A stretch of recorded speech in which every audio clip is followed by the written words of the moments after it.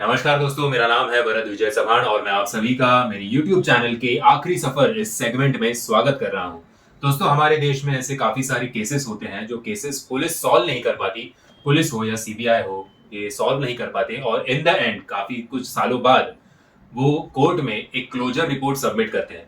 अब ये closure report क्या होता है? क्लोजर रिपोर्ट यानी पुलिस जो है या सीबीआई जो है वो अपना एक रिपोर्ट तैयार करती है और वो कोर्ट को सबमिट करते हुए बताती है कि इस केस में अभी हमें कोई लीड नहीं मिल रहा, ना हमें जो मुजरिम है ना हम उस तक पहुंच पा रहे हैं, ना हमें कोई किसी प्रकार के क्लूज नहीं मिल रहे हैं। तो हम इस केस के इन्वेस्टिगेशन में जहां के वहां उधर ही अभी तक अटके हुए हैं। सो हम कहीं भी आगे प्रोसेस नहीं कर पा रहे। इससे अच्छा एक काम कीजिए, आप इस केस को बंद कर दीजिए। अगर आपको एक एग्जांपल चाहिए होगा तो आरुषि मर्डर केस जो गाजियाबाद के सीबीआई ने स्पेशल कोर्ट में एक क्लोजर रिपोर्ट सबमिट किया था और सीबीआई ने भी यही कहा था कि आरुषि मर्डर केस में थ्योरीज तो बहुत है लेकिन किसी भी प्रकार का पुख्ता सबूत हमारे पास नहीं है कि जिसकी बुनियाद पर हम आरोपी को दोषी कोर्ट में प्रूव कर सके। कोर्ट ने जब वो क्लोजर रिपोर्ट पढ़ा तब कोर्ट को ऐसे लगा कि इस क्लोजर रिपोर्ट में ही काफी सारे क्लूज हैं। तो कोर्ट ने सीबीआई को बोला कि आप एक काम कीजिए, इस क्लोजर रिपोर्ट की चार्जशीट बनाइए और फिर उसके बुनियाद पर आप इन्वेस्टिगेशन कीजिए।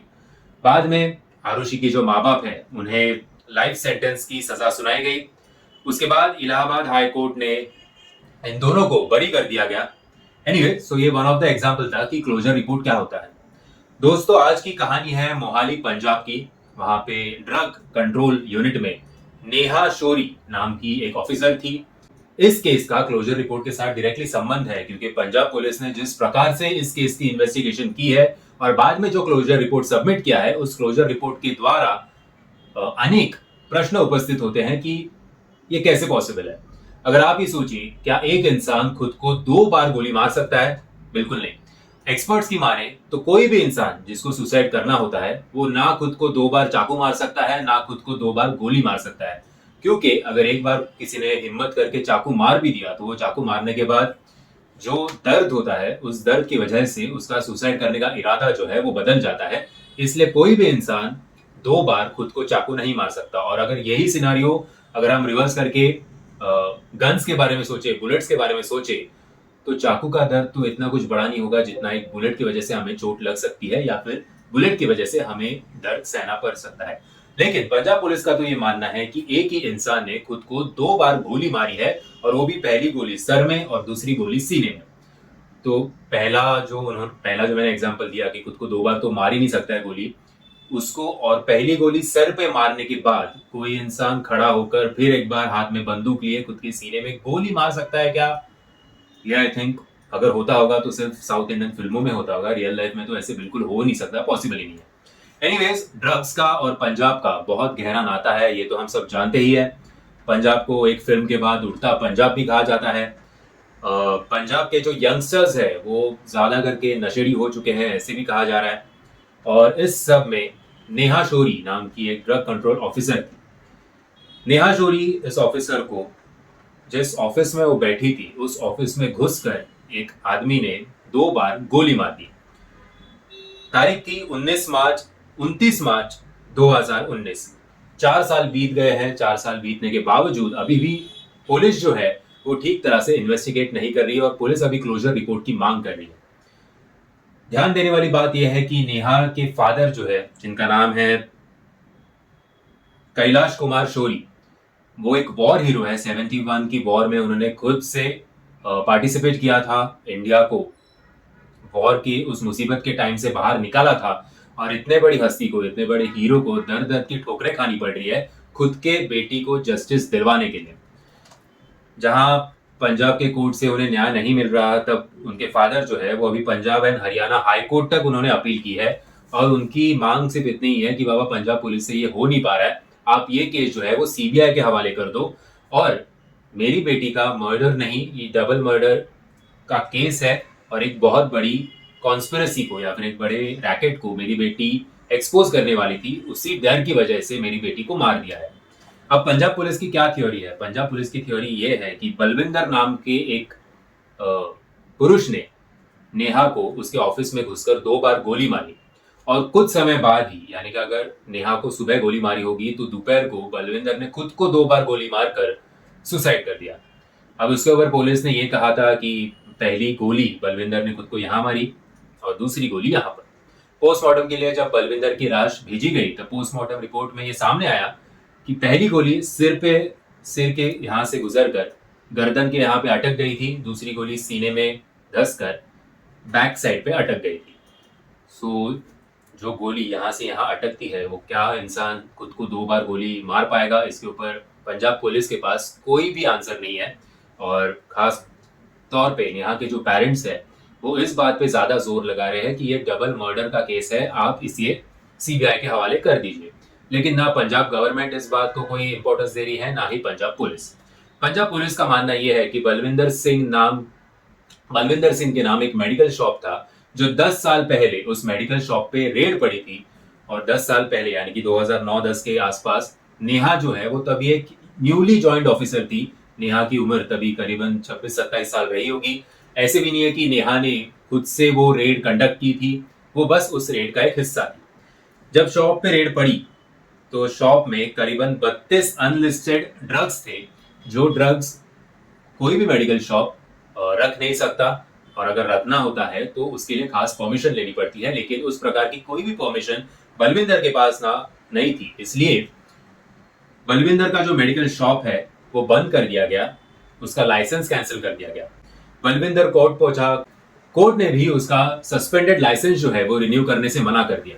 10 साल बाद बलविंदर चाहता था कि उसकी बीवी के नाम पर वो एक मेडिकल शॉप खोले, इसीलिए उसने लाइसेंस के लिए अपील किया था, लेकिन वो अपील भी रिजेक्ट हो गई। और इसी का गुस्सा, रिवेंज लेने का जो गुस्सा था बलविंदर में, इस गुस्से की वजह से उसने 2 बार नेहा को गोली मार दी। और बाद में उसे गिल्ट फीलिंग हुई, उसको पकड़े जाने का डर लगा, इसलिए उसने खुद को भी 2 बार गोली मार दी। अभी क्लोजर रिपोर्ट तो सबमिट किया पुलिस ने, लेकिन जो अभी भी जिस प्रश्न के उत्तर नहीं मिले वो ये है कि जो गोली नेहा को लगी थी वो राउंड शेप की गोलियां थी, और जो गोली बलविंदर के सीने में और सिर में पाई गई थी वो एग शेप्ड वाली गोलियां थी। सो ऐसे टाइम पे क्या एक कातिल 2 गन इस्तेमाल करेगा, एक गन दूसरे को मारने के लिए और एक गन खुद को मारने के लिए, या फिर एक गन में तो 2 अलग प्रकार की बुलेट्स, आपको पता होगा कि रह ही नहीं सकती। तो ये 2 बुलेट्स कहाँ से आई? जब ये केस पुलिस के पास आया था, पुलिस इतने ओपन एंड शट केस है, ये तो सॉल्व हो गया, इसलिए इतनी लापरवाही पुलिस ने की कि इस ओवरऑल सिचुएशन का, नेहा के मर्डर का और बलविंदर के मर्डर का, ना फॉरेंसिक जांच हुई, ना किसी भी प्रकार की डिटेल इन्वेस्टिगेशन ये दोनों के खून के बारे में हुई।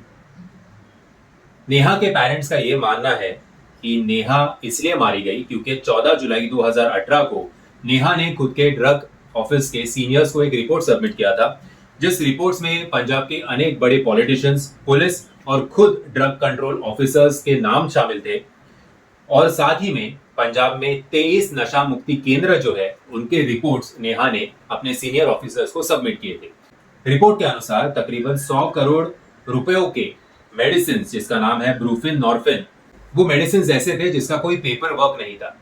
और अगर आप जानते होंगे तो तकरीबन 17% पंजाब की युवक जो है वो ब्रूफिन नॉर्फिन को एज ए ड्रग इस्तेमाल करते हैं, अगर उन्हें कोकेन, हेरोइन जैसी चीजें नहीं मिलती तो तकरीबन 100 करोड़ के ये ड्रग्स का पेपर वर्क नहीं है, इसका डायरेक्ट करप्शन हुआ है। और ये करप्शन नशेड़ियों को उनकी जो नशे की भूख है वो मिटाने के लिए दी जाती है। अभी आपको लगता होगा कि first of all drug rehab centres में ये ड्रग्स क्यों होते हैं? ये ड्रग्स होते हैं इसलिए क्योंकि अगर कोई भी बंदा जो पूरी तरह से ड्रग को एडिक्ट हो चुका है, अगर उसका वो इनपुट बंद कर दिया जाए डायरेक्टली कि आज से तुम कुछ किसी भी प्रकार का ड्रग नहीं ले सकते, तो वो बंदा पागल हो जाता है। इसीलिए थोड़े थोड़े क्वांटिटी में उसे ये ब्रूफिन नॉर्फिन दिया जाता है, जिसकी वजह से उसे थोड़ा सेटिस्फैक्शन मिले ड्रग्स का, और इसका प्रमाण जो है वो आहिस्ते आहिस्ते कम किया जाता है, जिसकी वजह से पेशेंट जो है उसकी ये लत जो है वो पूरी तरह से निकल जाए। सेकेंड और सबसे बड़ी चीज ये है कि जो नेहा के पेरेंट्स ने उठाई है, एक तो ये रिपोर्ट का प्रॉब्लम तो है ही, साथ ही में जिस दिन नेहा का खून हुआ उस दिन के बाद नेहा के लैपटॉप में से सारा डेटा गायब है और नेहा के फोन का सिम कार्ड भी गायब है। सो नेहा के डैडी को ऐसे लग रहा है कि पहले तो बलविंदर का इस्तेमाल किया गया नेहा को मारने के लिए, उसके अंदर तो गुस्सा होगा ही नेहा और अन्य ऑफिशियल्स के खिलाफ, लेकिन जब ये रिपोर्ट आई 1 साल पहले 2018 को, उसके बाद नेहा काफी सारे जनों के लिए खतरा बनी होगी। तो इस्तेमाल किसे किया जाए? बलविंदर को इस्तेमाल किया गया। जस्ट उसकी बीवी का भी लाइसेंस का एप्लीकेशन रिजेक्ट होने के कारण वो बलविंदर भी उस तय में आ गया होगा कि मार देते हैं। नेहा को मारने के बाद जिसने बलविंदर को उकसाया था वो डर गए होंगे कि बलविंदर कहीं जाके उनका नाम ना ले ले, तो इसीलिए पहले नेहा का शिकार किया गया, बाद में बलविंदर को मारा गया। ये जो केस था 100 करोड़ के घोटाले का, ड्रग्स का, वो पंजाब के विधानसभा में भी उठाया गया था और उसके बारे में भी काफी जोर से बहस हुई थी। सो नेहा के फादर का यही मानना है कि पंजाब पुलिस और पंजाब गवर्नमेंट उन्हें उनकी बेटी को न्याय दिलाने के लिए किसी भी प्रकार की सहायता नहीं कर रही है। वो दर दर के ठोकरे खाकर अभी थक चुके हैं खुद के बेटी को न्याय दिलाने के लिए, और अभी उनकी एक ही मांग है कि ये केस जो है वो सीबीआई के हवाले किया जाए।